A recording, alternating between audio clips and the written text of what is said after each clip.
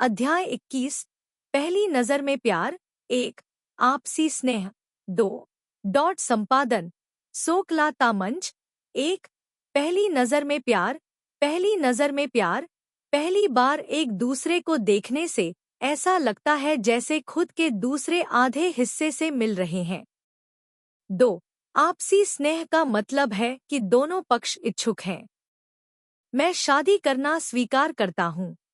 Tong N कू ने अपना हाथ थोड़ा हिलाया और एक मजबूत और शक्तिशाली आभा के साथ उत्तर दिया। मना? क्यों मना किया? अगर ऐसा है तो क्या यह अब से भी बदतर नहीं है? बेबी, अच्छा बनो, इधर आओ। फू शेन शांग ने अपने होठों को मोड़कर मुस्कुराया, और वह मुस्कुराहट एक ही समय में खिले हुए फूलों की पूरी दुनिया की तरह लग रही थी, जिससे दूसरे लोग आश्चर्यचकित, मोहित और उसमें डूबे हुए लग रहे थे। तभी झो जिंग दी घबरा गई और बोली, एंजू, तुम पागल हो। क्या तुम जानती हो कि वह कौन है? इस समय वह अब कुछ भी नहीं देख या सुन सकती थी, लेकिन वह फू शेन शांग की निगाहों में डूबी हुई लग रही थी। न तो देखना चाहती थी और न ही सुनना चाहती थी।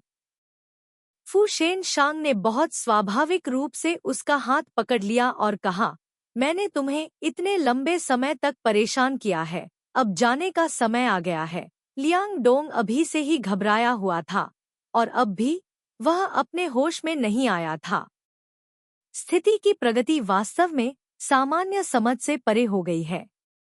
एकमात्र स्पष्टीकरण यह था कि फो थान थोंग ने जानबूझकर ऐसा कहा था, या दूसरे शब्दों में यह हो सकता है कि उसने हमेशा एनकू को एक छोटी लड़की के रूप में देखा था और वह बस कुछ मजा करने में रुचि रखता था। बेशक चू तिन्हदी भी ऐसा नहीं चाहती थी। हालांकि उसकी बेटी हमेशा ऐसे काम करती थी जिससे उसे सिरदर्द होता था, फिर भी वह आखिरकार उसकी बेटी ही थी। अगर यह अजीब आदमी उसे ऐसे ही ले जाता रहा, अगर यह बात बाहर आ गई, तो क्या वह अभी भी सीधे खड़ी हो पाएगी और अपना सिर ऊंचा करके सबको देख पाएगी? सोंग शिंगगो, क्या तुम एक आदमी हो? मेरी बेटी को ले जाया जा रहा है। तभी सोंग शिंगगो ने प्रतिक्रिया दी, यह मिस्टर फू, उसके माता पिता के सामने ही हमारी बेटी को इस तरह से ले गया, यह वाकई बेतुका है। तो तुम उसे पालना जारी रखने के लिए सहमत हो? तभी सोंग अंजू ने बहुत तेजी से प्रतिक्रिया दी, पिताजी, दरअसल मैं आपके साथ रहना चाहती हूँ। झो जिंगई बहुत खुश थी, लेकिन सोंग शिंगगो इतना हैरान था कि उसका चेहरा बदल गया। माँ, क्या हुआ? क्या तुम मुझे यहाँ रखना चाहती हो? सोंग अंजू ने पहले कभी अपने माता पिता को इतने व्यवस्थित तरीके से नहीं बुलाया था, लेकिन अचानक इस पल वे दोनों चुप हो गए। फू शेनचांग ने उन दोनों को देखा। मुझे समझ में नहीं आता कि इस दुनिया में प्यार कैसे हो सकता है। कितने लोग हैं जो प्यार करते हैं? जो लोग अपने पूरे जीवन में कभी प्यार नहीं करते। कुछ लोग एक दूसरे को एक पल में पा लेते हैं। एंजू और मैं पहली नजर में प्रेमी हैं। दो तरफा प्यार। 3। मुझे उम्मीद है कि आप दोनों सहमत होंगे। 3। शीर्षक में 1 और 2 को फिर से देखें। फो थान थोंग अचानक गंभीरता से बोला, जैसे कि उसे प्यार के तीर से मारा गया हो, जैसे कि सच्चा प्यार उसे ढूंढ रहा हो। सोंग एंजू भी उसके रवैये से डर गई थी। जब तक सोंग जिंगो और झो जिंगडी ने प्रतिक्रिया की और उसका पीछा करना चाहा, तब तक वे दोनों कार में बैठकर चले गए थे। लियांग जियाजिया इतनी गुस्से में थी कि वह रो पड़ी और अपने कमरे में छिपने के लिए ऊपर की ओर भागी। क्या? अब हमें क्या करना चाहिए? लियांग डोंग थोड़ा असहज था। आखिरकार वह उसे वापस ले आया था। वह और क्या कर सकता था? उसे एक युवा मास्टर की तरह व्यवहार करते हुए देखकर शायद उसे लगा कि वह नई है और कुछ दिनों तक उसके साथ खेलने के बाद ऊब जाएगी। लियांग डोंग ने अपने हाथ रगड़े। क्या आपको लगता है कि हमें एनजीओ से उसके सामने कुछ अच्छे शब्द कहने के लिए कहना चाहिए? आज का मामला वास्तव में असहनीय है। मुझे डर है कि यह उस आवेदन को प्रभावित करेगा। झो जिंगदी गुस्से में था। आप यह कह सकते हैं, आप जल्दी से किसी को वापस लाने में मेरी मदद क्यों नहीं करते? क्या होगा अगर एनजीओ को कुछ हो गया? लियांग डोंग ने कोई आपत्ति नहीं की। आपका दृष्टिकोण वास्तव में संकीर्ण है। फू शेन शांग कौन है? ई के समूह का दूसरा बेटा और आज का सबसे हॉट वारिस। इतनी सारी महिलाओं ने उसके बिस्तर पर चढ़ने की कोशिश में अपना सारा प्रयास खर्च कर दिया है, लेकिन एनजीओ नहीं जानती कि वह कितनी भाग्यशाली है कि वह उसके द्वारा मूल्यवान है। बस उससे ब्रेकअप शुल्क लेना उसके लिए अपने जीवन के बाकी हिस्सों के लिए अच्छे कपड़े पहनने के लिए पर्याप्त है। इस समय झो जिंगदी गुस्से में था। दी को थोड़ी राहत महसूस हुई, लेकिन उसने कभी नहीं सोचा था कि अगर आज जिस व्यक्ति को ले जाया गया वह लोंग जिया गियाई था, तो क्या वह अब इतनी राहत महसूस करेगी? उसे डर था कि वह बहुत पहले ही उसे बचाने के लिए अपनी जान जोखिम में डाल देती। इस समय जब टोंग हंग क्वोक को फो थान थुओंग की असली पहचान पता चली, तो वह चौंक गया क्योंकि उसे वास्तव में उससे यही मिलने की उम्मीद नहीं थी। फो थान थुओंग कई वर्षों से विदेश में है और कभी कभार ही दिखाई देता है, इसलिए वह उसे पहचान नहीं पाया। इसलिए इस समय वह मन ही मन खुश था कि उसने अभी अभी उसके लिए कुछ भी आपत्तिजनक नहीं कहा था।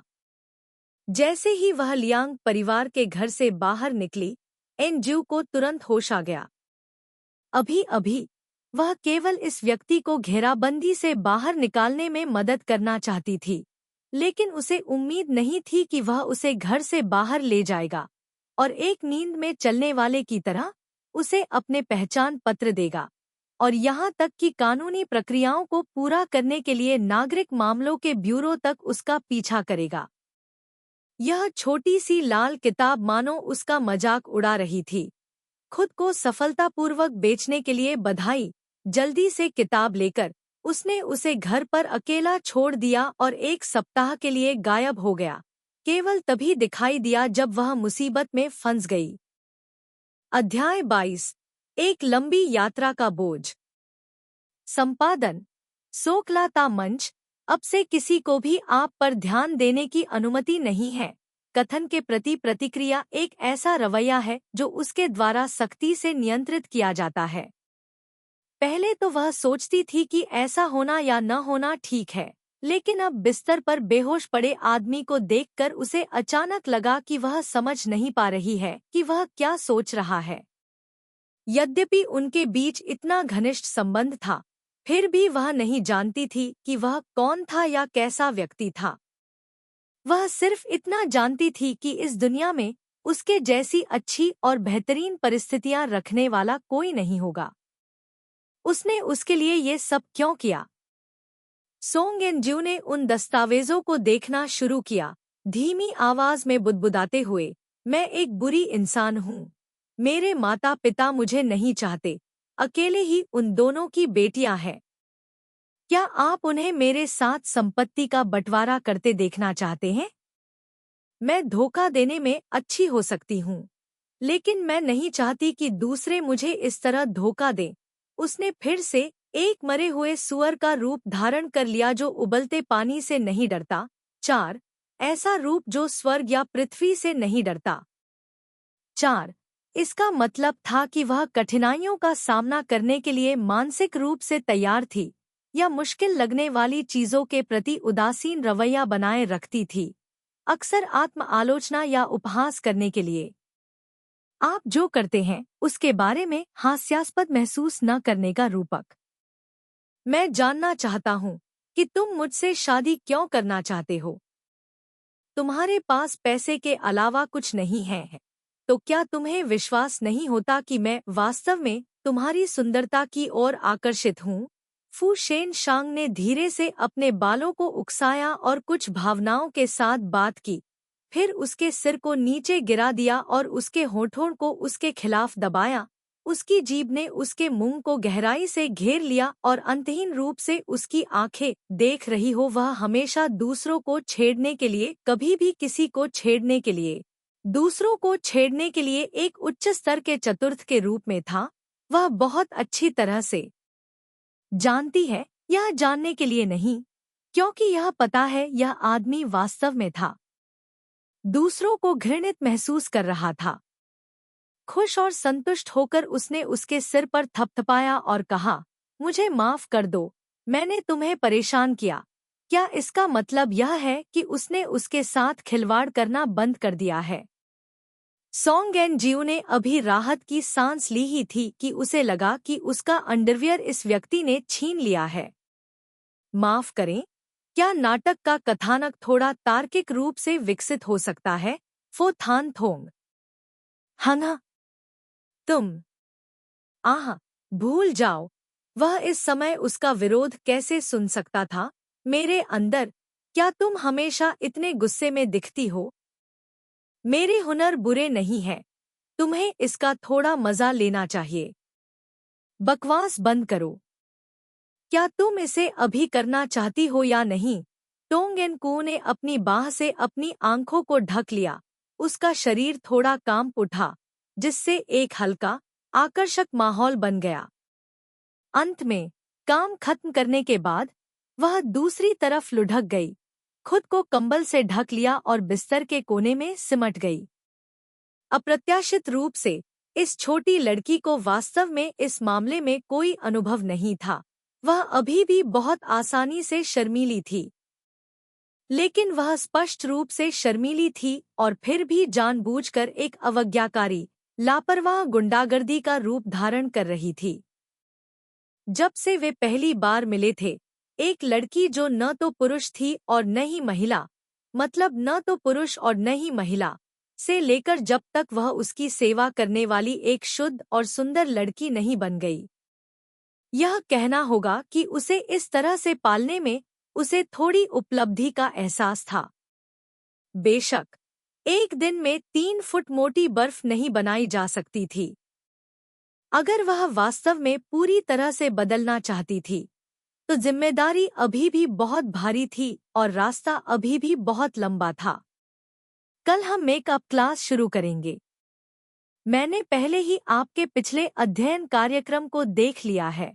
सोंग एन जियो परेशान थी और उसने अपने बालों को उलझाकर रख दिया। क्या यह ऐसा ही होना चाहिए? पढ़ने के अलावा, तुम वह सब कुछ कर सकती हो जो मैं तुमसे करवाना चाहती हूँ। मुझे तुम्हारी हर बात माननी होगी, जिसमें पढ़ना भी शामिल है। सोंग एन जियो की पुतलियां थोड़ी हिल गईं। हालांकि वह वास्तव में सब कुछ नष्ट करना चाहती थी, लेकिन उसने कोई प्रतिक्रिया नहीं की। मैं उसकी बातों का खंडन करता हूँ। वैसे भी मुझे क्लास जाना है। लेकिन स्कूल न जाना जेल में बंद होने से बेहतर है। यह बढ़िया है। कल हम घूमने जा सकते हैं। हाय, हाय। अध्याय 23। तुम लड़कियों की तरह कपड़े पहने हुए हो। तुम वास्तव में क्या योजना बना रहे हो? संपादन, सोकलाता मंच। अगले दिन भोर में सोंग एन क्यू को किसी ने जगाया जो अच्छे मूड में था। उठो और जल्दी से स्कूल जाओ या तुम देर से आओगे। उसके पीछे वाला व्यक्ति कुछ सेकंड के लिए चुप रहा, फिर धीमी आवाज में बोला, लानत है, सभी प्रकार की असंतुष्टि व्यक्त करते हुए। वह खड़ा हुआ और कपड़े पहने। यह पहली बार था जब फो थान थोंग को इस तरह के कड़वे भाग्य का सामना करना पड़ा था। सोंग एन क्यू को अचानक अपने पूरे शरीर में आराम महसूस हुआ। स्कूल की वर्दी पहनना। स्कूल की वर्दी पहनने की कोई जरूरत नहीं है, क्योंकि यह एक मेकअप क्लास है। तो यह पहन लो। फो थान थोंग उसके पास खड़ा हो गया और उसने बटन वाले कपड़ों का एक सेट पकड़ लिया। यह कपड़ों के उस करीने से व्यवस्थित ढेर से निकाला गया एक कपड़ा था, और इसे देखने पर पता चला कि इस पोशाक पर कम से कम 100 बोटाई थी। मुझे अभी भी अपनी स्कूल यूनिफॉर्म पहननी चाहिए। टोंग एन कू भी जल्दी से स्कूल यूनिफॉर्म ढूंढने चली गई। यह ड्रेस अभी भी सबसे नई थी। उसने इसे पहले कभी नहीं पहना था। अभी अभी उसने इसे उस संदूक से निकाला है। पहले चलो इसे ऐसे ही पहनते हैं। उसके स्कूल पहुंचने तक प्रतीक्षा करें। देखते हैं कि क्या वह किसी पुरुष छात्र से कपड़े चुरा सकती है। फो थान थोंग चौंक गया। कपड़ों के उस सेट में उसके फिगर को देखते ही उसका मूड उत्साह से भर गया। इस समय वह किसी नाविक की तरह जवान दिख रही थी, लेकिन उसकी आंखों से बेतहाशा हरी रोशनी निकल रही थी। हालांकि वह हिली नहीं, लेकिन उसने अनुमान लगाया कि वह कुछ करने के बारे में सोच रही थी।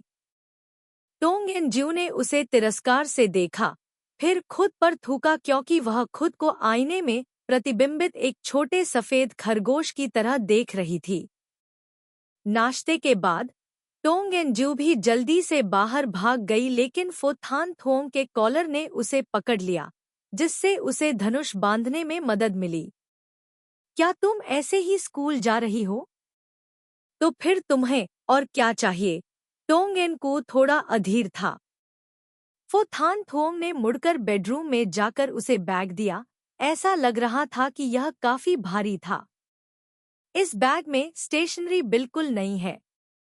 मैंने आपकी शेड्यूल, पाठ्यक्रम, उपकरण और अभ्यास पुस्तकें रखने में भी आपकी मदद की है। यह कहने के बाद उसने उसे सावधानी से एक बटुआ थमा दिया। यह आज की ट्यूशन फीस और जेब खर्च है। मैं तुम्हें यहाँ लाना चाहता था, लेकिन मुझे डर था कि दूसरे लोग तुम्हारे लिए मुश्किलें खड़ी कर देंगे। क्या तुम अकेले बस ले सकती हो? सोंग एन जू को समझ नहीं आ रहा था कि क्या करे, इसलिए वह बिना कोई प्रतिक्रिया दिए वहीं खड़ी रही और लापरवाही से सिर हिला दिया। आज रात तुम क्या खाना चाहती हो? मैं तुम्हारे लिए खाना बनाऊंगी। तो जो भी तुम चाहो। सोंग एन जू को और भी ज्यादा दोषी महसूस होने लगा। जैसे ही वह भागने वाली थी, दूसरे व्यक्ति ने उसकी कमर को गले लगाया और वापस आकर उसके चेहरे को अंतहीन रूप से चूमते हुए उसकी आंखें ऐसे टिकी हुई थी जैसे कि वह अनिच्छुक हो। स्कूल के बाद जल्दी वापस आना याद रखना। सोंग एन जू का चेहरा उसके कानों तक लाल हो गया और वह भाग गई। वह लगभग यह नहीं देख पा रही थी कि दूसरे लोग उसके साथ ऐसा व्यवहार कर रहे हैं। धीरे धीरे उसे समझ नहीं आ रहा था कि क्या करना है, इसलिए वह केवल फोकाने ही को कारण बता सकती थी। जैसे ही वह दरवाजा छोड़ती, वह तुरंत फोकाने ही को ढूंढना चाहती थी, लेकिन इस समय उसके लिए वहां जाना सुविधाजनक नहीं था। उसका बदला चुकाने के लिए वह आज स्कूल नहीं छोड़ेगी और स्कूल के बाद वह एक अच्छी लड़की भी बनेगी और जल्दी घर आएगी। क्या यह ठीक है? उसे वापस जाते हुए देखते हुए फो थान थोंग के मुंह के कोने जो अभी तक कोमल थे, अचानक गायब हो गए और उनकी जगह एक जटिल अभिव्यक्ति ने ले ली। न जाने वह क्या सोच रहा था, क्योंकि वह स्कूल के मैदान के रास्तों से काफी परिचित थी और एक बार निडर होकर आगे पीछे चली थी।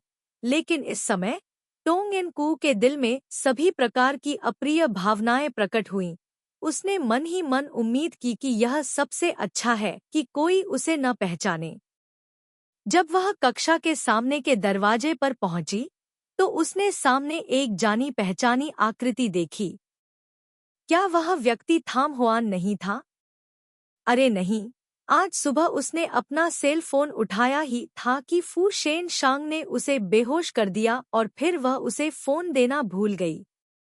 शेन हुआन को धीरे धीरे अपनी ओर बढ़ते देख सोंग एन जू उसे नमस्ते कहने ही वाली थी कि तभी उसने देखा कि उसकी नज़र सीधे उसके पीछे से गुजर गई और उसकी नज़र उसके सामने खड़े एक पुरुष छात्र पर रुक गई। सहपाठी, क्या तुमने सोंग एन जू को देखा है? पुरुष छात्र ने चलते हुए किताब उठाई और एक पल के लिए उसने कोई प्रतिक्रिया नहीं दी। तुम अचानक वहां क्यों खड़े हो? मैं तुमसे पूछ रहा हूँ। थाम हुआन पहले से ही परेशान था और उसका ध्यान भटक गया था। दूसरे पक्ष को इस तरह देखकर उसने तुरंत बड़े चश्मे वाले छात्र के सिर के पीछे थप्पड़ मारा। तुमने मुझे मारने की हिम्मत क्यों की? तो क्या हुआ अगर मैंने तुम्हें मारा? ऐसा कहने के बाद उसने पुरुष छात्र के कॉलर को कसकर पकड़ना जारी रखा। इस समय टोंग एन कू के माथे की नसें उभरने लगी। वह वास्तव में इसे और नहीं रोक सकती थी, इसलिए उसने अपने सामने वाले व्यक्ति को थप्पड़ मार दिया। थाम हुआन ने अचानक हमले के कारण भ्रमित होकर अपना माथा ढक लिया। जब वह अपने आप पर काबू पा सका तो उसने बड़ी उत्सुकता से अपना सिर उठाया, यह देखने के लिए कि वह कौन था। जैसे ही वह फटने वाला था, उसने एक सुंदर महिला छात्रा को देखा। उसने तुरंत माहौल को शांत किया और एक दोस्ताना और मिलनसार लहजे में कहा, सहपाठी, क्या बात है? शेन हुआन, क्या तुम्हारी आंखें नहीं हैं? शेन हुआन ने अजीब तरह से उसकी ओर इशारा किया और चिल्लाया, सोंग एन जिऊ, तुम लड़कियों की तरह कपड़े क्यों पहन रही हो? अध्याय 24 पुरुषों के कारण। संपादन सोकला ता मंच। चुप रहो, अपनी आवाज कम करो। क्या तुम चिल्लाकर सबको बताना चाहती हो? सोंग एन जिऊ ने अपना चेहरा छिपाया और शेन हुआन को ऐसी जगह पर ले गया जहां कोई नहीं था। जैसे ही वह ठीक से बात करने वाला था, उसने पाया कि शेन हुआन का चेहरा लाल हो गया था। सोंग एन जिऊ ने भी उस हाथ को छोड़ दिया जो उसे खींच रहा था और इसके बजाय उसे एक थप्पड़ मारा। तुम्हारा चेहरा नरक की तरह लाल हो गया है। तुम्हें अचानक ऐसे कपड़े पहनने के लिए किसने कहा? शेन हुआन ने अजीब तरह से उसकी ओर देखने के लिए अपनी आंखें उठाईं। पहली बार जब उसने उसका हाथ पकड़ा तो उसे अप्रत्याशित रूप से बहुत नरम और छोटा महसूस हुआ। जब से वह उसे जानता था, उसने उसे कभी इस तरह लड़की की तरह कपड़े पहने नहीं देखा था। अब तक तो वह हमेशा उसे भाई की तरह ही मानता आया था और लंबे समय से वह उसके लिंग को लगभग भूल ही गया था। तुम मुझे इतनी बार क्यों बुला रही हो? तुम अब भी ऐसा कहती हो? तुम इतने दिनों तक बिना कुछ कहे गायब रही। तुम्हें पता है मैं तुम्हारे लिए कितना चिंतित था। मुझे लगा कि तुम्हें कुछ हो गया है। नहीं, तुम्हें जरूर कुछ हुआ होगा, वरना तुम अचानक ऐसी कैसे हो गई? शेन हुआन ने दृढ़ चेहरे के साथ कहा, जिऊ जी, तुम आखिर किस बात को लेकर इतने उत्साहित हो? तुम्हें इतना बेखबर नहीं होना चाहिए। तुम इतनी जिज्ञासु क्यों हो? मैं तुमसे अभी पूछ रहा हूँ। शेन हुआन ने शर्मिंदगी से कहा, कोई बात नहीं। उस दिन तुम नहीं आए। जू सी टोंग और दूसरे लोग कुछ दिनों तक फोन करते रहे। यह देखकर कि कोई जवाब नहीं दे रहा, वे शांत हो गए। असल में कोई बात नहीं है। बस मैं चिंतित हूँ क्योंकि मैं तुमसे संपर्क नहीं कर पा रहा हूँ। एक पल के लिए सोंग एन जिऊ को समझ में नहीं आया कि क्या कहना है। अंत में उसने अपना मुंह खोला और कहा, क्या तुम्हारे पास सिगरेट है? क्या सिगरेट? हाँ, आह, हाँ। थाम हुआन ने सिगरेट निकाली और उसे जलाया, फिर झिझकते हुए कहा, चलो भूल जाते हैं। उसे नहीं पता था कि क्यों, लेकिन उसे हमेशा ऐसा लगता था कि वह माहौल खराब कर रहा है। टोंग एन कू ने उसे घूर कर देखा। हमने कुछ दिनों से एक दूसरे को नहीं देखा है। तुम इतनी लंबी बातें क्यों कर रहे हो? थाम हुआन ने मुंह बनाया। मैं धीरे बोल रहा हूँ। तुम अचानक लड़की बन गई, तो क्या हुआ? तुमने टाई हाउ के साथ उस मामले को कैसे सुलझाया? क्या ऐसा हो सकता है कि तुम्हारे परिवार ने तुम्हें किताबें पढ़ने के लिए मजबूर करने के लिए इस शर्त का इस्तेमाल किया हो? सोंग एन जिऊ ने गहरी सांस ली और कहा, तुम बहुत ज्यादा सोच रही हो। तो क्या हुआ? थाम हुआन ने एक पल के लिए रुककर पूछा। पुरुषों की वजह से सिगरेट पकड़े हुए टोंग एन कू की उंगली कांप उठी। वाकई ऐसा ही है। शेन हुआन ने सब कुछ समझने का नाटक किया और फिर पूछा, फू जिंगशी की वजह से? सोंग अंजू ने उसकी तरफ देखा। तुमने 1/3 सही कहा। हाँ, 1/3 सही क्या है? सॉन्ग अंजू का उसे जवाब देने का कोई इरादा नहीं था। क्या 1/3 का मतलब यह नहीं था कि उसने 3 शब्दों में से एक शब्द सही कहा? शेन हुआन ने पहले ही तय कर लिया था कि उसने कुछ भी गलत नहीं कहा है। ऐसा नहीं है कि मैं तुम्हारी आलोचना कर रहा हूँ, लेकिन अगर तुमने थोड़ा पहले इस तरह के कपड़े पहने होते तो फू जिंगशी को पिछले 5 सालों से तकलीफ नहीं होती। और क्या यह मेकअप है? मुझे लगता है कि यह भेस की तरह है। तुम बहुत उथले हो, किताब को उसके कवर से आंकते हो। जिंगशी को मेरी शक्ल सूरत से कोई मतलब नहीं है। इसके अलावा हम सिर्फ दोस्त हैं। अगर तुमने फिर से कुछ बुरा कहा तो मैं तुम्हें वहीं पीट पीट कर मार डालने में संकोच नहीं करूंगा।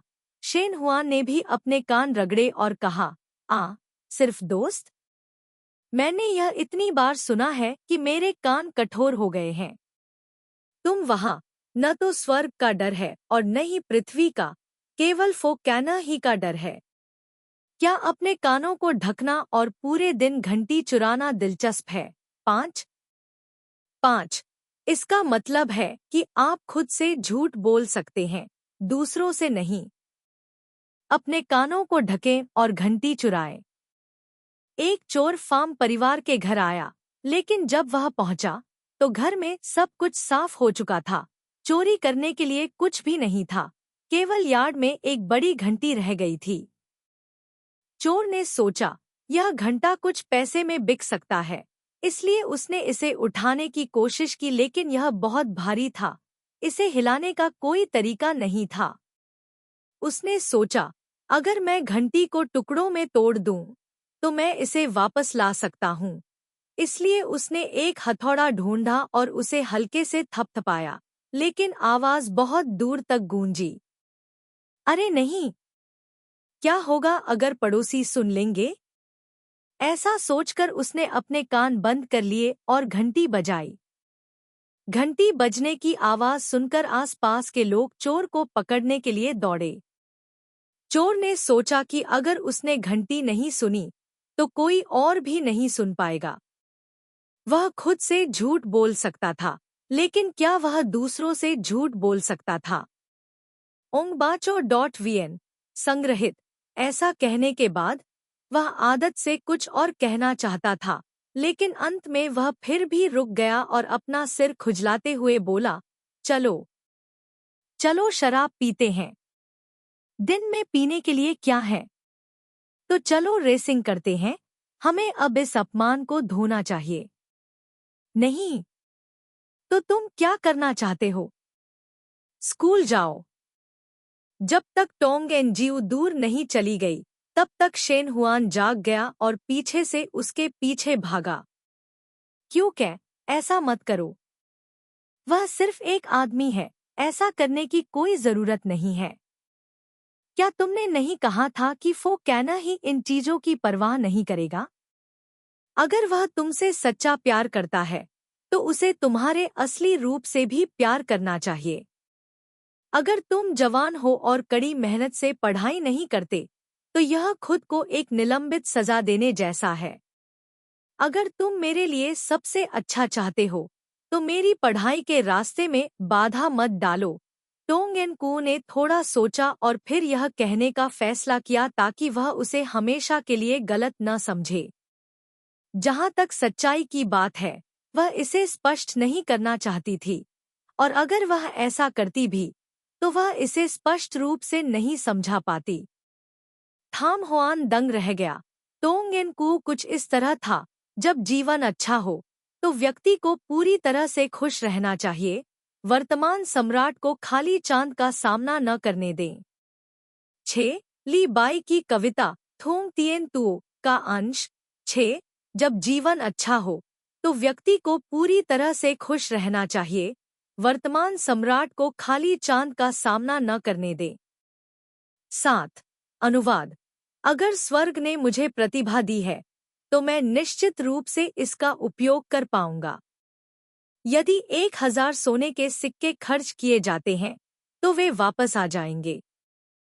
अध्याय 25। भाई, तुम्हारा स्वाद थोड़ा भारी है। संपादन सोकलाता मंच। थॉम हुआन को भगाने के बाद टोंग एन क्यू ने शुरू में सोचा था कि आज सब कुछ ठीक रहेगा, लेकिन आखिरी क्लास में वह अभी भी दूसरों द्वारा परेशान थी।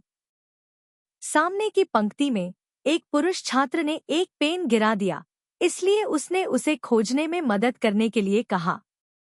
टोंग एन क्यू भी उसे उठाने में मदद करने के लिए सहमत हो गई। कुछ ही देर बाद उसका पेन फिर से गिर गया। विकल्पों के बिना उसने इसे फिर से उठाया। तीसरी बार उसने इसे फिर से खोजने में मदद की। चौथी बार आखिरकार इसे और सहन करने में असमर्थ टोंग एन क्यू ने मेज पर थप्पड़ मारा और सीधे पुरुष छात्र का कॉलर पकड़ते हुए खड़ी हो गई। क्या तुम कोई बहाना ढूंढ रहे हो? पूरा स्कूल जयकारे लगाने लगा और पुरुष छात्र के चेहरे पर अविश्वास की अभिव्यक्ति थी। उन्होंने यह भी उम्मीद नहीं की थी कि इतनी विनम्र दिखने वाली लड़की का व्यक्तित्व इतना मजबूत होगा। अंत में उसने हार मान ली। स्कूल के बाद उसने फो थान थोंग को इस बारे में बताया, लेकिन फो थान थोंग ने केवल अस्पष्ट रूप से मुस्कुराते हुए कहा, यह मत भूलो कि तुम पहले से ही मेरे पास हो। भविष्य में कोई भी तुम्हारा पीछा करे, तुम्हें सहमत होने की अनुमति नहीं है। टोंग एन क्यू को समझ में नहीं आया कि चीजें अचानक इस तरह क्यों हो गईं। उस रात फो थान थोंग सोफे पर बैठी अपना होमवर्क चेक कर रही थी जब अचानक दरवाजे की घंटी बजी। फो थान थोंग दरवाजा खोलने के लिए खड़ा हुआ, लेकिन जैसे ही उसने इसे खोला, उसने अचानक इसे फिर से बंद कर दिया, लेकिन दरवाजे के बाहर खड़े व्यक्ति ने उसे मजबूती से रोक दिया। दूसरे भाई, क्या आप मेरा स्वागत इस तरह करते हैं? जो व्यक्ति आया वह फो परिवार का तीसरा युवा स्वामी था, फो हुआसान। आप इस जगह को कैसे जानते हैं? फो थान थोंग का चेहरा बर्फ की तरह ठंडा था। इस समय दरवाजा आधा ही बंद था और जाहिर है कि वह उसे अंदर आने देने का इरादा नहीं रखता था। फो हुआसान ने कोई जवाब नहीं दिया। भाई, तुम अपने देश लौट रहे हो लेकिन घर भी नहीं लौट रहे हो, और यहाँ एक सुंदरी को छिपाने के लिए एक सुनहरा घर है। यह जगह उस लड़की के स्कूल के बहुत करीब लगती है। कुछ दिन पहले तुमने जानबूझकर लोंग डोंग से संपर्क किया था। तुम क्या योजना बना रहे हो? इसका मुझसे कोई लेना देना नहीं है। तुम लुभाए नहीं जाओगे, है ना? फो हुआसान कुछ सोच रहा था, लेकिन उसे लगा कि ऐसा होने की संभावना नहीं है। क्या? मेरे सामने दिखावा मत करो। भाई, मुझे उम्मीद है कि तुम अपनी ईमानदारी, अपने मूल्यों और सम्मान की रक्षा करने की दृढ़ इच्छा को थोड़ा सा बनाए रखोगे, क्योंकि मैं तुम्हारे साथ अनुचित प्रतिस्पर्धा नहीं करना चाहता। फू हुआशेंग ने अपने भाई को धोखा देने का फैसला करने के लिए धर्मी शब्दों का इस्तेमाल किया। लुटियन हिंगुआइटी, सूरजमुखी और मैग्नोलियास ने वसंत में एक इमारत में जल्दी खिलना होगा। बस अभी तुम्हारे साथ मजाक कर रहे हैं। दादाजी का प्रस्ताव अजीब था। कौन इतना मूर्ख होगा कि एक एलियन से शादी करना चाहेगा? लेकिन क्या आप सिर्फ इस दरवाजे के बाहर खड़े होकर मुझसे बात करना चाहते हैं? हाउस, एक जीव पतले पजामे पहने हुए और डूब गया। यह कहते हुए, कमरे में जाओ। टोंग एन क्यू ने उत्सुकता से दूसरे व्यक्ति की ओर देखा, यह नहीं जानते हुए कि वह फो थान थोंग से कितना मिलता जुलता था, लेकिन ऐसा लग रहा था कि वह एक बहुत ही घृणित व्यक्ति था जो एक अच्छा व्यक्ति नहीं लग रहा था। सामान समेटने के बाद वह मन ही मन कोसते हुए अध्ययन कक्ष में चली गई। मेहमान ने पहले कुछ नहीं कहा और इसके बजाय उसके प्रति अप्रिय भाव दिखाया। फू हुआशेंग का सुंदर चेहरा किसी मतलबी आत्मा द्वारा बर्बाद हो गया लग रहा था। भाई, तुम्हारा स्वाद थोड़ा भारी है। एक नाबालिग भी हमला कर रही है। अगर वह लड़की सोंग परिवार की बेटी है तो वह इस साल 20 साल की हो जाएगी। फू शेन शांग ने भी कुछ नहीं समझाया। यह बात करने की जगह नहीं है। बाहर जाओ। फू शेन शांग ने अपना कोट लिया, जिसे एक समझौते के रूप में माना गया। एनजीओ सोंग एनजीओ ने फू शेन शांग को उसे बुलाते हुए सुना, इसलिए उसने चुपके से अपना सिर अध्ययन कक्ष से बाहर निकाला। मैं किसी काम से बाहर जा रहा हूँ, तुम घर पर अकेली रहो। कोई बात नहीं, टोंग एनकू ने जल्दी से अपना मुंह खोला।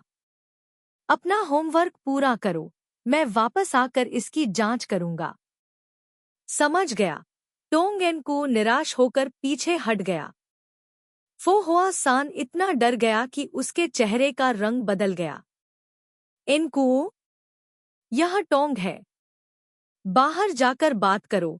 फो थान थोंग की ठंडी आंखों ने उसे बोलने से रोक दिया। अध्याय 26। मैं बस वापस ले जाऊं। क्या आप मजाक कर रहे हैं? क्या आपको ऐसा लगता है? लाई अंधेरा हो गया।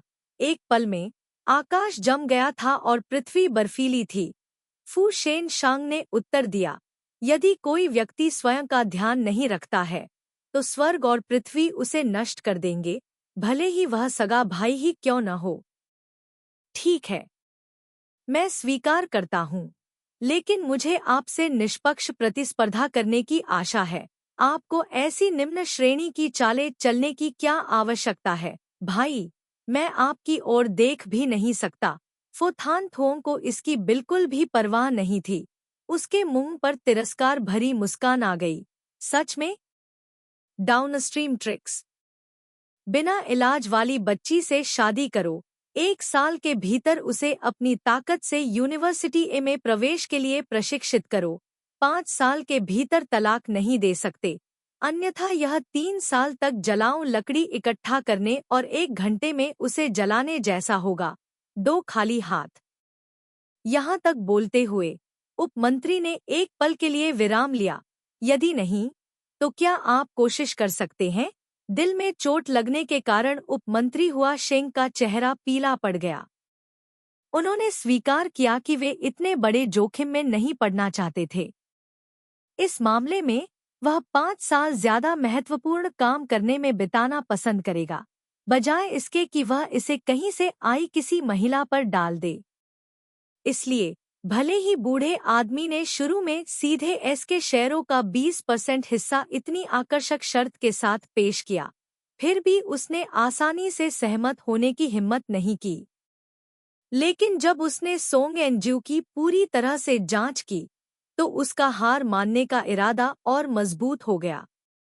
बॉस फू जिंगशी और सोंग एनजीओ पहले से ही एक दूसरे को जानते थे, इसलिए यह मामला खतरे से खाली नहीं था।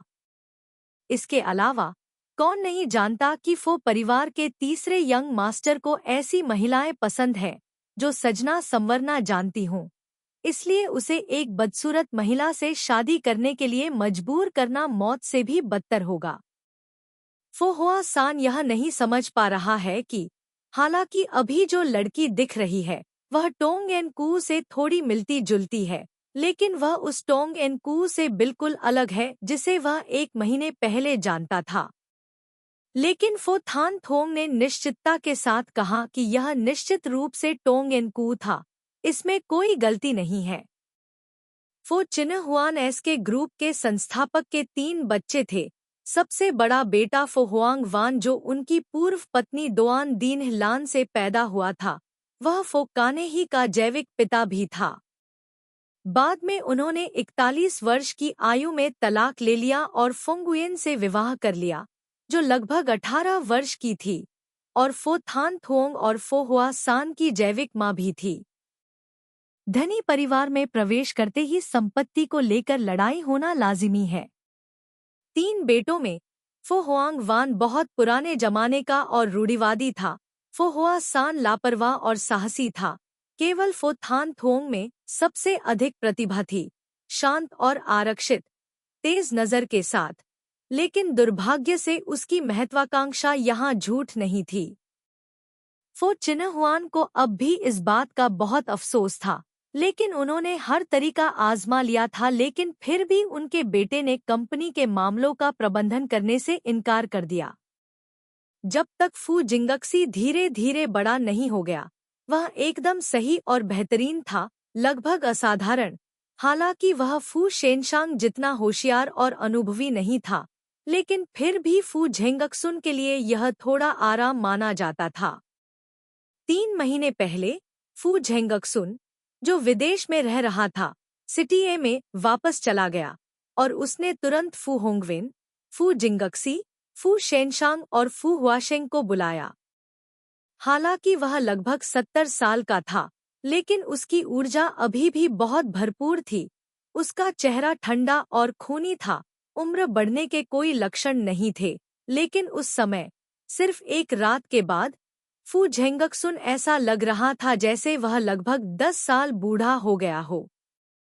शुरुआत में फू झेंगक्सुन ने केवल इतना कहा कि यह एक पारिवारिक मामला था, लेकिन यह बताने के बाद ही उसे पता चला कि उसका एक पुराना दोस्त था जो कुछ साल पहले मर गया था, और यह दोस्त भी उन लोगों में से एक था जिन्होंने उस समय एसके की स्थापना की थी।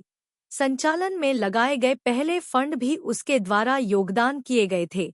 क्योंकि बाद में उसने क्यों छोड़ा, उसने नहीं बताया, और उन्होंने नहीं पूछा। कहानी बस हो गई। आगे बढ़ते हुए उन्होंने तुरंत अपने इस पुराने मित्र की भतीजी का जिक्र किया, जो इस साल 20 साल की हुई थी। उसका जीवन अच्छा नहीं था, उसकी स्थिति काफी दुखद थी। लेकिन दूसरे दोस्त को सबसे ज्यादा अफसोस इस पोते को लेकर था। यह पुराना दोस्त गुयेन क्वान था, जो टोंग एन कू की दादी थी। अध्याय 27, मजबूर स्थिति। बूढ़े आदमी ने कहा, उन तीनों में से फो कैना ही, फो हुआ सान, फो थान फोंग, जब तक कोई टोंग एन कू से शादी करने और उसकी अच्छी देखभाल करने के लिए तैयार है, वे एसके शेयरों का 20% प्राप्त कर सकते हैं। क्योंकि यह लड़की व्यवसाय को नहीं समझती है, वह शेयरों को सीधे उसके पास स्थानांतरित नहीं कर सकता, इसलिए उसने यह तरीका सोचा।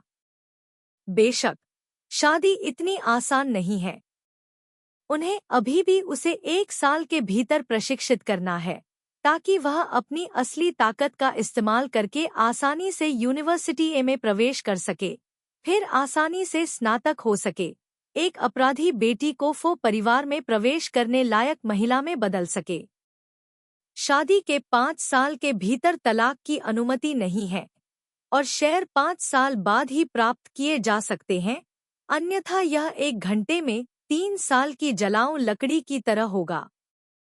बेशक शादी, विश्वविद्यालय प्रवेश परीक्षा, क्रम आपके ऊपर है। उदाहरण के लिए, फू जिंगशी अभी जवान है, इसलिए शादी में जल्दबाजी करने की कोई जरूरत नहीं है। दोनों पहले अपने रिश्ते को पक्का कर सकते हैं। ये शर्तें सख्त कही जा सकती हैं, लेकिन 20% शेयर लोगों के दिलों को झकझोरने के लिए काफी हैं। मूल रूप से उनकी स्थिति के साथ कोई भी शादी का फैसला नहीं कर सकता था। अब बूढ़े आदमी ने एक उम्मीदवार की योजना बनाई है। इसके अलावा शर्तें इतनी आकर्षक हैं, चाहे कितना भी मुश्किल हो, वे इसे आजमाने से गुरेज नहीं करते। बेशक एक को छोड़कर जो सत्ता संघर्ष में भाग नहीं लेता है और बूढ़े आदमी के फैसले के अधीन नहीं है फू शेनफांग। फू शेनफांग की पहले से ही एक गर्लफ्रेंड है। वे 10 साल से साथ हैं। दोनों ने शादी करने की भी योजना बनाई है। हालांकि बूढ़े आदमी को अभी भी वह लड़की पसंद नहीं है, लेकिन वह उसके बारे में कुछ नहीं कर सकता। इस बार फू शेनफांग को बुलाना सिर्फ दिखावा है। फू जिंगशी के लिए मूल रूप से वह सबसे बड़ा लाभ वाला व्यक्ति है, लेकिन अप्रत्याशित रूप से उस समय वह अचानक पिता की आपत्ति पर तुरंत मना कर दिया। क्यों? क्या तुम और वह लड़की सहपाठी नहीं हो? उस समय बूढ़े ने पूछा। यह इसलिए है क्योंकि मैं समझता हूँ, इसलिए मैंने मना कर दिया, फू जिंगशी ने उत्तर दिया। अभिमानी नहीं, आत्महीनता नहीं। क्या यह ऐसा नहीं है कि मैं इसके लिए अकेले लड़ रहा हूँ? फू हुआशेंग वास्तव में बेहद खुश था। उसका घोड़ा सरपट भाग गया। 2 सगे भाइयों ने शुरू में इस मामले की परवाह नहीं की या इसमें शामिल नहीं हुए, लेकिन अब इतनी जल्दी उन्होंने एक प्रतिद्वंद्वी को पछाड़ दिया था। फू हुआशिंग की संतुष्टि सोंग अंजू के बारे में दस्तावेज देखने के तुरंत बाद समाप्त हो गई। फिर जब उसने वास्तविक जीवन में सोंग अंजू को देखा तो निराशा में बदल गई। खैर, वह अपने बड़े भाई के साथ धीरे धीरे लड़ाई जारी रखने के लिए तैयार था। जीवन में केवल कुछ साल ही होते हैं, खुद को क्यों प्रताड़ित करना। भले ही उस लड़की के पास उसकी आंखों में आने का आधा मौका हो, फिर भी वह थोड़ी कोशिश कर सकता था। लेकिन यह वास्तव में एक चरम चुनौती थी। सब कुछ का मोड़ 2 महीने पहले हुआ, जब सु हुई के पिता फू शेनफेंग की प्रेमिका को भ्रष्टाचार और रिश्वतखोरी के लिए जेल में डाल दिया गया। फू शेनफेंग अगर वह सत्ता या प्रभाव के लिए नहीं लड़ता, तो निश्चित रूप से उसके पास कोई शक्ति या प्रभाव नहीं होता। हर किसी से भीख मांगने पर भी सु हुई के पिता को बचाया नहीं जा सकता था। उस समय की स्थिति के बारे में सोचते हुए फू शेनफांग लगभग निराशा में उसे खोजने के लिए भाग गया। ऐसे घमंडी व्यक्ति को अब उसके सामने अपना सिर झुकाना पड़ा। फू हुआ सान के दिल में उसे बेहद खुशी महसूस हुई। हाँ, बहुत खुशी। छोटे से लेकर बड़े तक वह कभी भी उसके जितना अच्छा नहीं रहा था। हमेशा उससे तुलना की जाती थी, यहाँ तक कि उसे जो विरासत मिली थी वह भी ऐसा था मानो उसने इसे अपने छोटे भाई को दे दिया हो।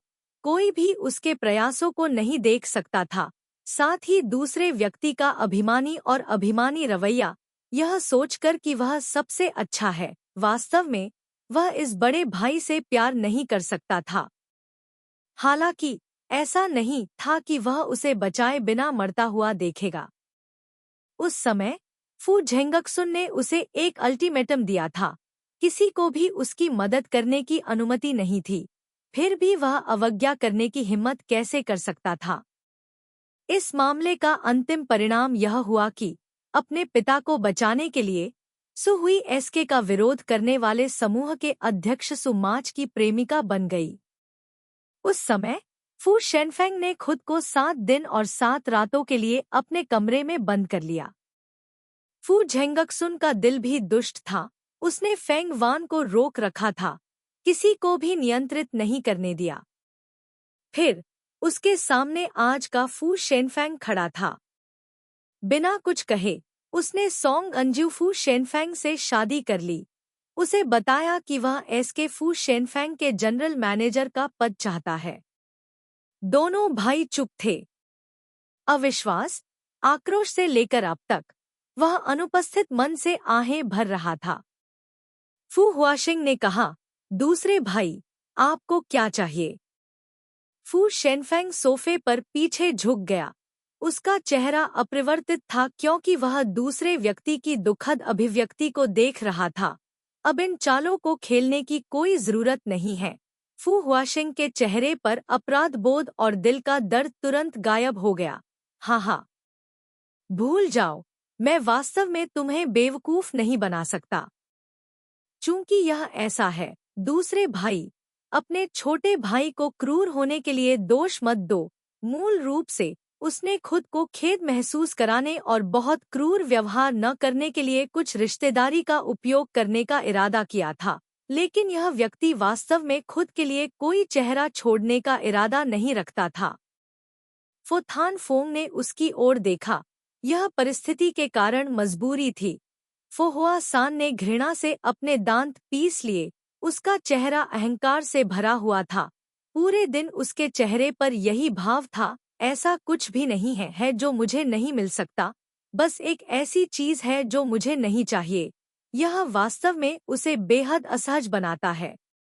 आप किससे संतुष्ट हैं? पूरे 5 साल मुझे आपके कोने को खोलने के कई अवसर मिले। इसके अलावा यह युवा स्वामी इस तरह युवा, मजबूत, सुंदर और प्रतिभाशाली है, वह महिला जो आप पा सकते हैं, है ना? यह सिर्फ इतना है कि यह युवा स्वामी खाना नहीं चाहता है, ऐसा कुछ भी नहीं है। जिसे इस युवा स्वामी ने चबाया न हो। अध्याय 28 भोर तक काम करना। बड़ी मुश्किल से वह फो थान फोंग के घर वापस आए बिना रात को अच्छी नींद लेने में कामयाब रहा, लेकिन जैसे ही वह सो गया, दरवाजे पर जोरदार दस्तक हुई। टोंग इन कू को लाइट चालू करने में बहुत आलस आया और वह असहजता से दरवाजा खोलने के लिए चला गया।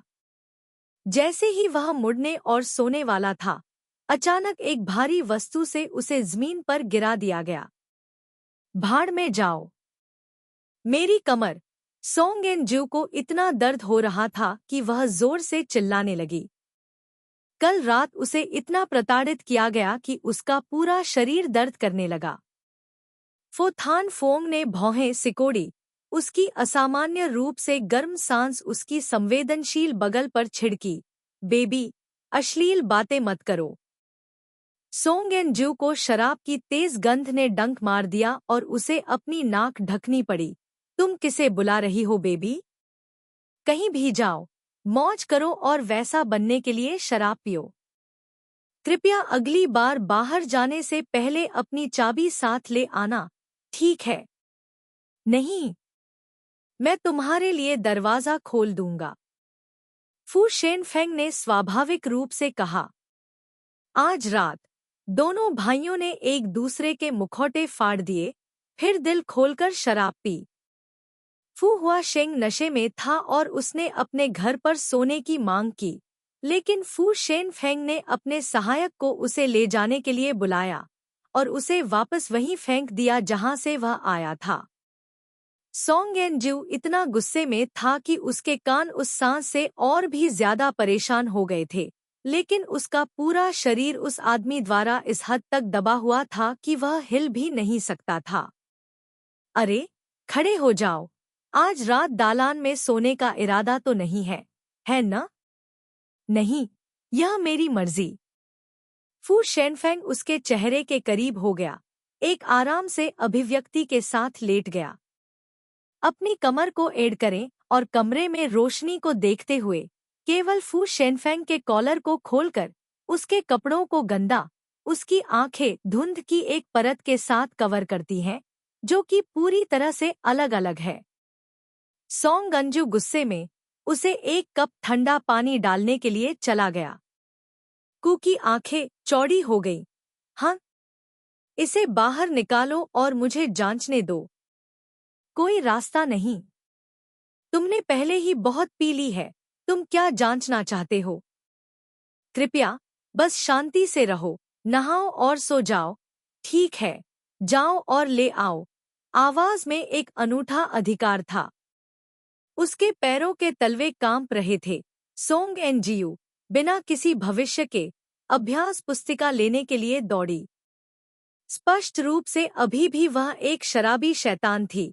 पलक झपकते ही उसकी आंखें किताब को घूरते हुए मशालों की तरह चमक उठीं, उसे पीड़ा देने लगी। सोंग एन जियू एक तरफ बैठी थी, डर से उसे सही करते हुए देख रही थी। उसने केवल फू शेन फांग की अभिव्यक्ति को बदसूरत और बदसूरत होते देखा। आखिरकार हवा चली। आने वाले तूफान का संकेत देते हुए धमाका एक ध्वनि ने उसकी अभ्यास पुस्तिका को चाय की ट्रे पर फेंक दिया। केवल 10 गणित की समस्याओं में से 5 हल्कीं, सभी 5 गलत थीं। अंग्रेजी परीक्षा में सभी ने बी चुना, रिक्त स्थान भरने के लिए सभी गलत थे। लिखना। सोंग एन जियू ने सुनते हुए अधिक से अधिक दोषी महसूस किया। तुम्हें नहीं पता कि यह कैसे करना है। शायद नहीं पता या नहीं करना चाहते, ठीक है। ऐसा इसलिए था क्योंकि वह ऐसा करना नहीं चाहती थी, लेकिन उसका वास्तव में पढ़ने का मन नहीं था। उन परीक्षाओं को देखकर उसका दिमाग फिर से चक्कर खाने लगा। यह सब फिर से करो। क्या? अब? अगर तुम इसे पूरा नहीं कर पाए, तो तुम सो नहीं पाओगे। मैं यह नहीं करूंगा। फिर हम कुछ और करेंगे, फिर हम कुछ और करेंगे। तुम्हारे अलावा। लड़की। बड़े भाई। सबसे अधिक घृणास्पद वाक्य यह है। क्या तुम कोई और तरकीब नहीं अपना सकती? सोंग एन जियो अपने दिल में डरी हुई थी, अपनी दर्द भरी कमर को ढकते हुए। करो तो करो। इस करो का मतलब निश्चित रूप से होमवर्क करना था। फू शेन फांग पहले ही सोने के लिए बेडरूम में चली गई थी। उसे अभी भी पूरी रात जागना था, मैनुअल के साथ उलझना था और अपना होमवर्क करने के लिए उसका पालन करना था। अंग्रेजी, क्योंकि इसमें बहुत सारे अज्ञात शब्द हैं। मैंने लगभग पूरी रात शब्दकोश में खोजबीन की। मेरी उंगलियां लगभग थक गई थी और गणित का सवाल ही नहीं उठता था। मैं सुबह तक लगातार यही करता रहा। अध्याय 29। चाचा। सुबह फू शेन फांग उठा और उसने देखा कि सोंग एंजू कॉफी टेबल पर सो रही है। उसने उसके टेस्ट पेपर और वर्कबुक निकाले और उन पर नजर डाली। परिणाम अभी भी देखने लायक नहीं थे, लेकिन कम से कम इस बार उसके पास पढ़ने का दिल था। उसने संतुष्टि में सिर हिलाया। इसे अच्छा समझो। जैसे ही वह उसे बिस्तर पर ले जाने वाला था, सोंग एंजू जाग गई। उसकी आंखें काली हो गई थी और वह शब्दकोश पलटते हुए घबरा गई थी।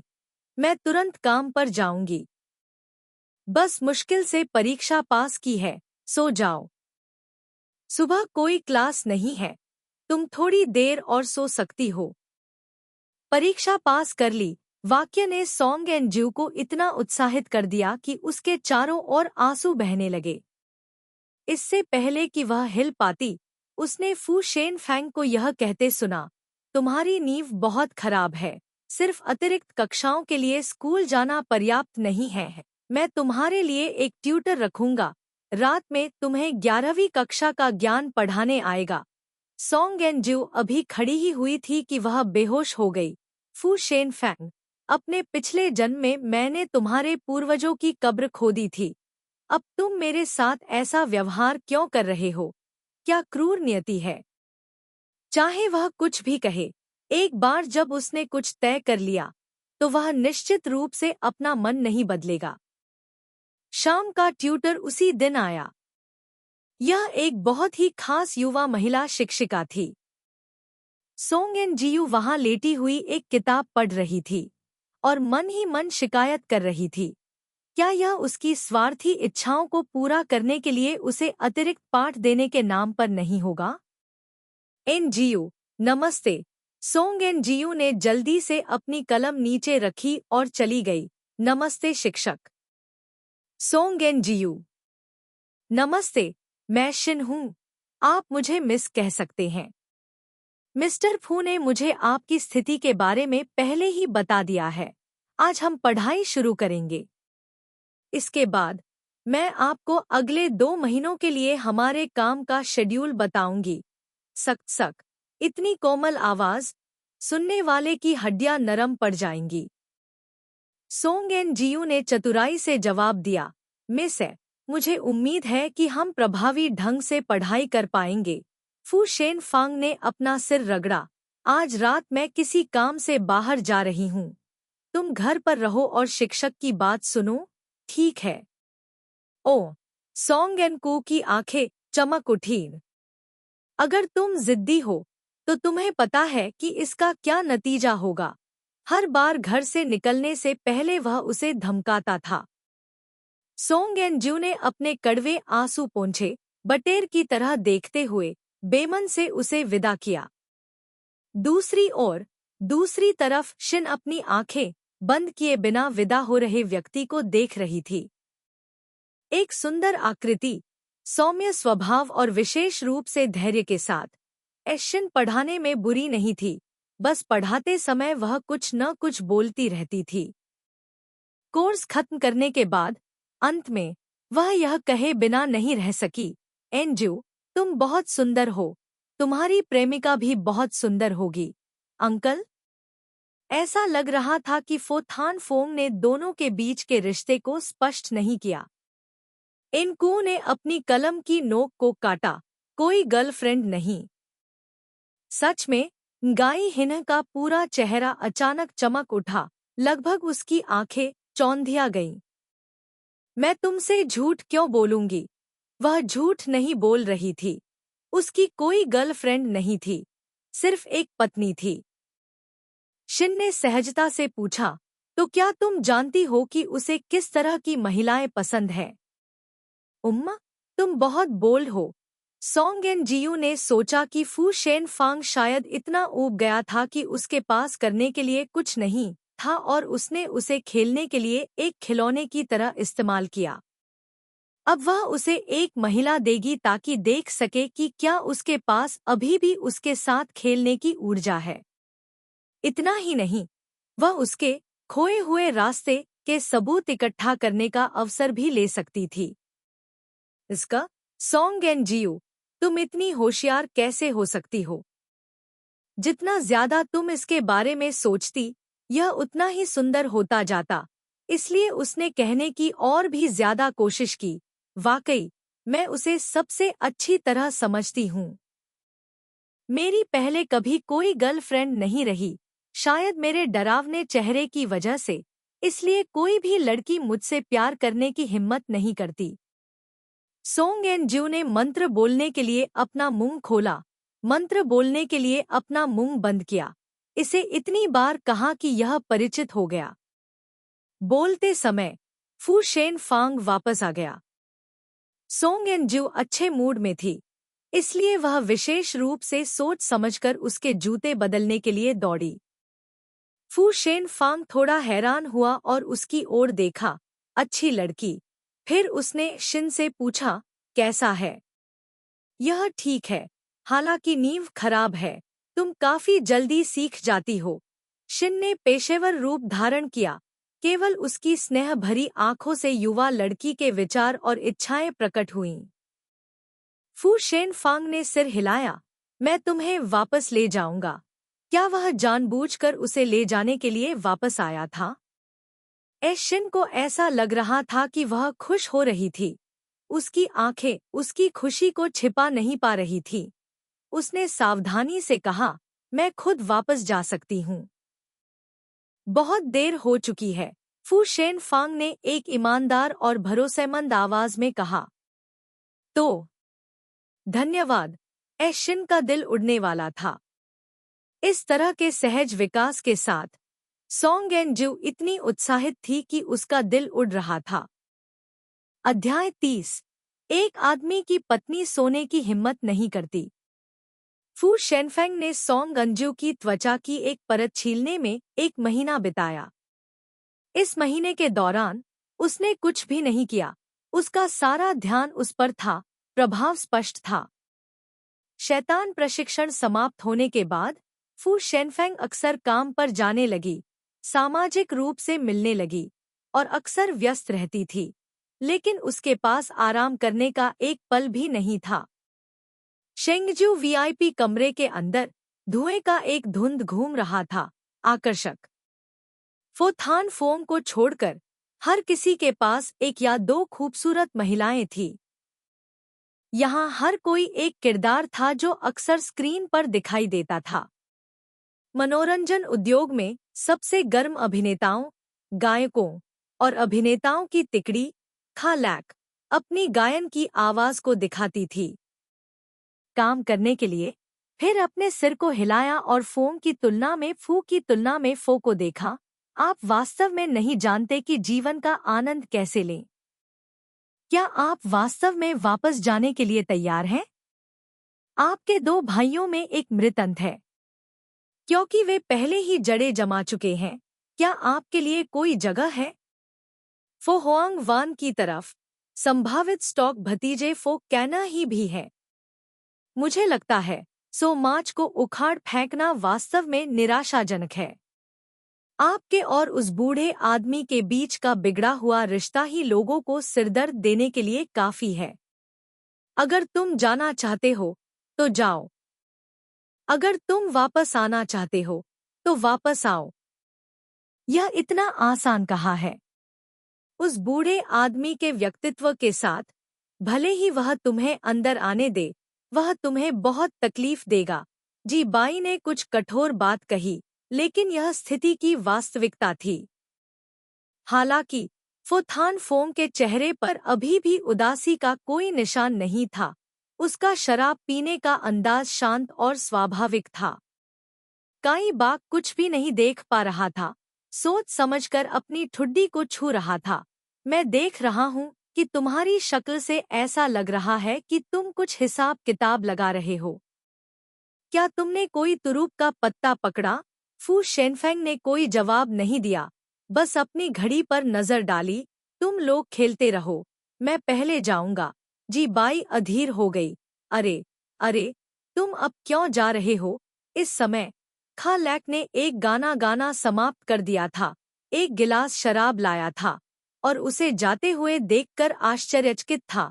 पूछ रहा था, तुम इतनी जल्दी क्यों जा रहे हो?